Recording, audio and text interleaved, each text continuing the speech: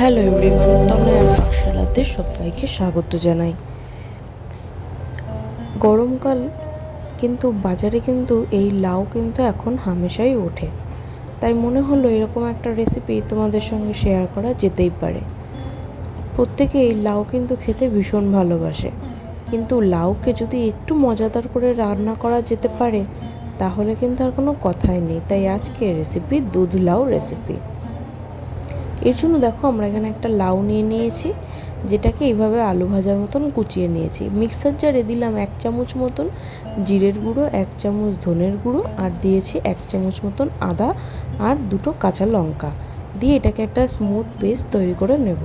কড়াইতে দিলাম পরিমাণ মতন সাদা তেল। তেলটা খুব সুন্দর গরম হলে দেবো শুকনো লঙ্কা, তেজপাতা আর 5 ফোড়ন। যখন খুব সুন্দর চড়বড় করে উঠবে তখন দেখো লম্বা লম্বা করে কেটে রেখে দিয়েছি আলু, যেটাকে ভালো করে জল দিয়ে ধুয়ে নেওয়া হয়েছে। এবার এগুলোকেও এই তেলের মধ্যে দিয়ে খুব ভালো করে কিন্তু ভেজে নিতে হবে। এখানে আলুগুলো একটু মোটা মোটা ডুমো ডুমো করে কেটেছি, তোমরা চাইলে কিন্তু চৌকো করেও কাটতে পারো।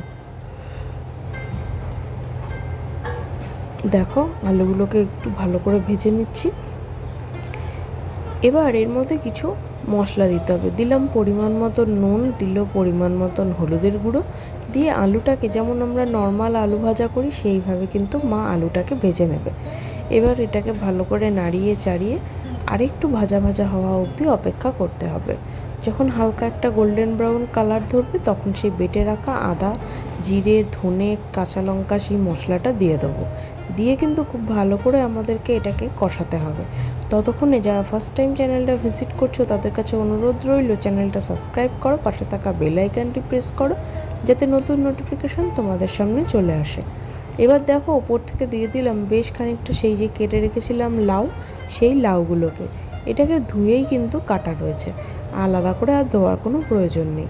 এবার এখানে মিক্সার জারে দিলাম 1 চামচের থেকেও সামান্য একটুখানি গোবিন্দভোগ চাল। ততক্ষণে ঢাকা চাপা দিয়ে রেখেছিলাম, বেশ খানিকটা মজে গিয়েছে। এবার এটাকে একটু নাড়িয়ে চাড়িয়ে এইভাবেই কষিয়ে নিতে হবে ঢাকা চাপা দিয়ে দিয়ে। এর মধ্যে কিন্তু এক্সট্রা করে জল দেওয়ার কোনো প্রয়োজন নেই, কারণ লাউ দিয়ে কিন্তু এক্সট্রা জল অনেকখানি বার হয়। এবার দেখো এখানে আমরা যে গোবিন্দভোগ চালটা নিয়েছিলাম সেই এই যে চালটাকে ভালো করে গুঁড়ো করে রেখেছি। এবার এর মধ্যে দিলাম বেশ খানিকটা পরিমাণে নারকেলের দুধ। এখানে নারকেলের দুধ যদি তোমরা বের করে নিতে পারো সেটাও করতে পারো, অথবা তোমরা মার্কেট থেকে কেনা নারকেলের দুধও ইউজ করতে পারো। দেখো সেই চালের গুঁড়োটার মধ্যে দিয়ে ভালো করে নাড়িয়ে কিন্তু এর মধ্যে দিয়ে দিলাম।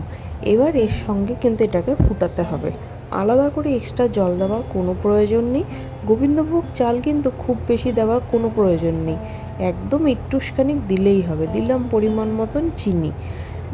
এখানে গোবিন্দভোগ চাল যদি তোমরা শুধু দানা অবস্থাতে গোটা অবস্থায় ব্যবহার করতে তাহলে অনেকখানি দেওয়া যেতে পারত, কিন্তু যেহেতু আমরা এটাকে গুঁড়ো করে দিয়েছি, যদি খুব বেশি দাও তাহলে কিন্তু লোদ লোদ ব্যাপার হয়ে যাবে, যেটা খেতে এবং দেখতে কোনোটাই ভালো লাগবে না।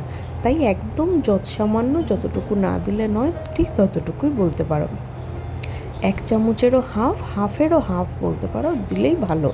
দেখো সাইড থেকে কি সুন্দর তেল ছেড়ে দিয়েছে। এবার দিয়ে দিলাম 1 চামচ মতন ঘি। ব্যাস আমাদের রান্না কিন্তু অলমোস্ট ডান। এখানে কিন্তু এটা একটু শুকনো শুকনো হলেই ভালো লাগবে। আলু লাউ কিন্তু খুব সুন্দর মজে গিয়েছে, আর সাইড থেকে কত সুন্দর তেলও ছেড়ে দিয়েছে। ব্যাস এটাকে নামিয়ে গরম গরম সার্ভ করো গরম ভাতের সাথে, ভীষণ ভালো লাগে। গোবিন্দভোগ চালের এই গন্ধটা অসাধারণ লাগে এই লাউয়ের কম্বিনেশনে, তবেই তো এর নাম দুধ লাউ রেসিপি। ভালো লাগলো ভিডিওটা, ধন্যবাদ। দেখা হচ্ছে আরও একটা রেসিপির সাথে।